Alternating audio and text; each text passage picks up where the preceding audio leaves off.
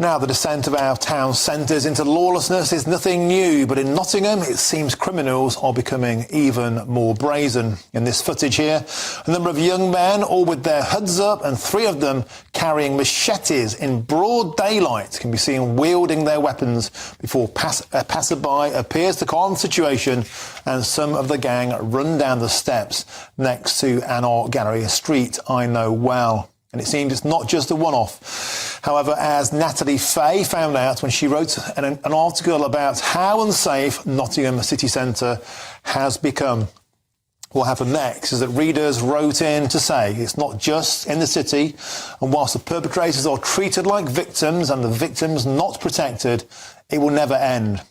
Natalie, I agree. The wife and I do not go out into the town centre now. We like to go to shopping in town, to M&S for new clothes, but we're now scared to go on the bus into town. Well, I'm delighted to say that Natalie Fay, who's the editor of Nottingham Live, joins me now. Natalie, welcome to the show. I read your article over the weekend with a mixture of, well, first of all, thank you for your bravery in speaking out, and secondly, a sense of profound sadness that this is my home city, the place I was born. I too share your sentiment. Nottingham feels very, very different now. Natalie, can I ask you, what prompted you to write this article, and explain to me, if you can, the volume of response you received? Well, what prompted me to write the article was a mixture of my own personal experiences. I know Nottingham like you do. I've worked there for 12, nearly 13 years, going to the city every day. My partner's Nottingham born and bred, so we know the city very well. But this footage you're showing here was what prompted it, really. And, I think we've got an important role as local news journalists to speak out on issues that are affecting people every single day in our cities. And this is something that regional newspapers are doing. You won't get this sort of story on the BBC, but we're doing it. So what prompted it? Well, it was this footage, my own experiences.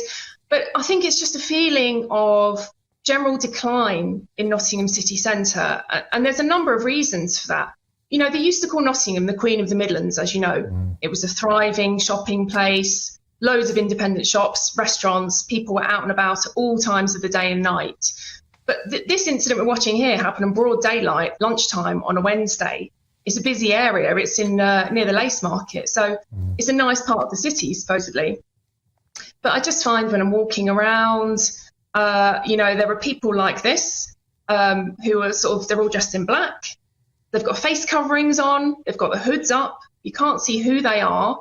And they'll either be sort of loitering nearby, watching, or cycling past you at great speed. So I've had it on a few occasions when I've walked to the train station after finishing my shift at work. So we're in daylight now when that happens. And quite often you will feel the breeze from someone cycling past you so closely that, it's almost like your bag could be stolen or your phone could be stolen. And I'm sure there's a lot of people watching the show who have actually experienced robbery in Nottingham. So, but as I said, there's a number of factors at play here. You will know that Nottingham City Council declared itself effectively bankrupt at the end of last year.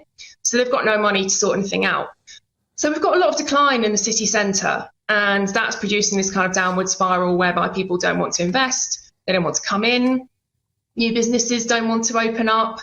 And Listergate, which used to be one of the main shopping drags down to the Broadmarsh Shopping Centre, obviously Broadmarsh Shopping Centre flattened, building site now, Listergate is full of derelict shops.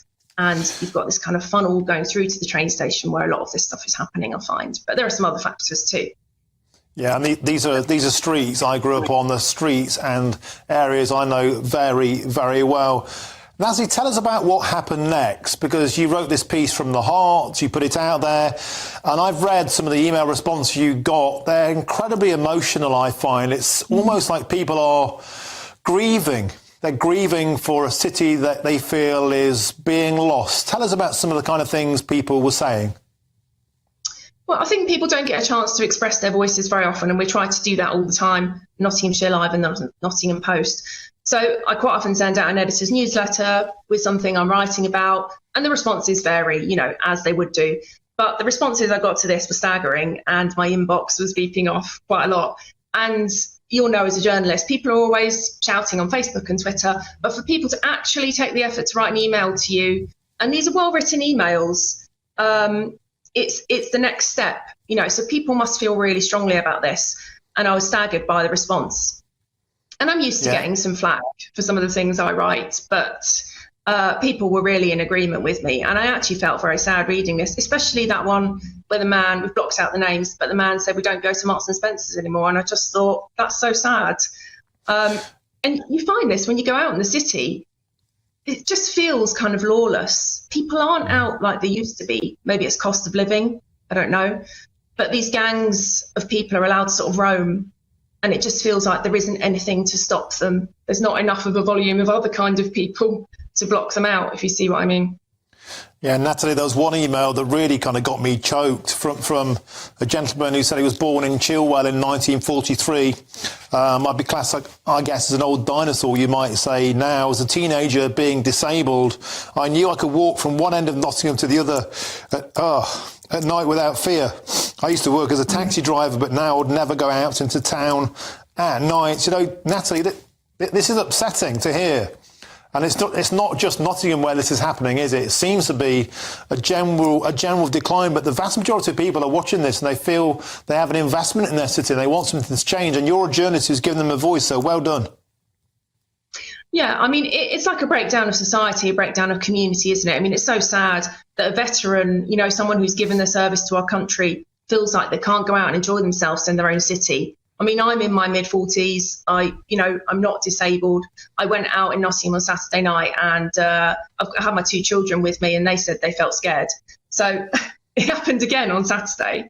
But we should be welcoming people into the city centre. And I don't know how City Council and maybe the police are going to sort of get out of this spiral and get people back in to the city and get it thriving again. But when we've got businesses closing down and people don't want to invest, and there's no police on the streets. You know, Nottinghamshire Police is in special measures at the moment, although just to give them due credit, they did arrest those people on that video.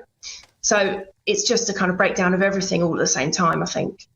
Yeah, and it's worth pointing out, you are correct to say that one of them is now banged up for 18 months. He'd previously been carrying weapons. And the other kid got 16 months, aged 19 and 18. So at least the police did step in and get a resolution there. But Natalie Faye, thank you for writing this article. It's sad that we meet in these circumstances, but people need a voice and you gave it to them. Natalie Faye is the editor of Nottingham Live. Thank you for joining me on the show.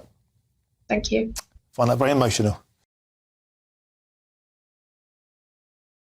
We begin in the UK, where a manhunt is currently underway after a deadly series of stabbings in the English city of Birmingham.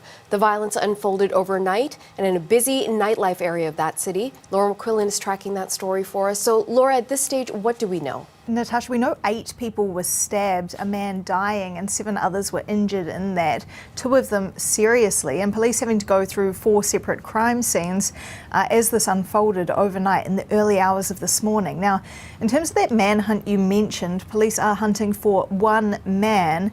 They haven't said if they know who he is. They say they do have some descriptions from those who saw all of this unfold as this man made his way through the city centre, Birmingham being about 2 hours drive northwest of London. And this was a really busy area with bars, nightclubs and the like, a lot of people out on the street in bars and pubs.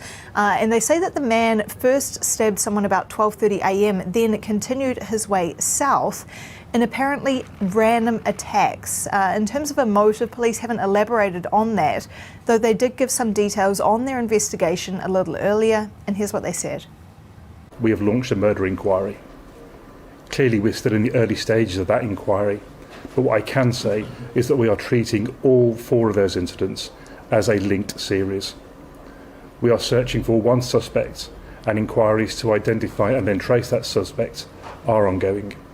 There's absolutely no suggestion at all that this is terror-related. Now, you heard him say a linked series. However, police have said they don't believe there was any link between the victims or where they were attacked, just that it was the same assailant in all of those incidents. You're looking at some more of the images from the scenes, which police are still processing at this point. They've also ruled out a hate crime or any kind of a gang crime in this area, which is where the gay village meets the Chinese quarter of Birmingham. So police now going through CCTV footage, trying to trace that perpetrator's movements and track him down. Of course, 1 person dead, 7 others in hospital, so we'll keep an eye on their condition. But the message from police has been to the public, stay alert, because they still don't know where this attacker is, Natasha. Okay, thank you, Laura. Thank you for agreeing to talk to us. Am I right in assuming that you are affiliated to one of the biggest gangs in Birmingham? Yeah, man. Yeah. How does it feel, when you first get your hands on a gun? Powerful, man. When you first get it in your hand, it's like Popeye's just popped his can of spinach and...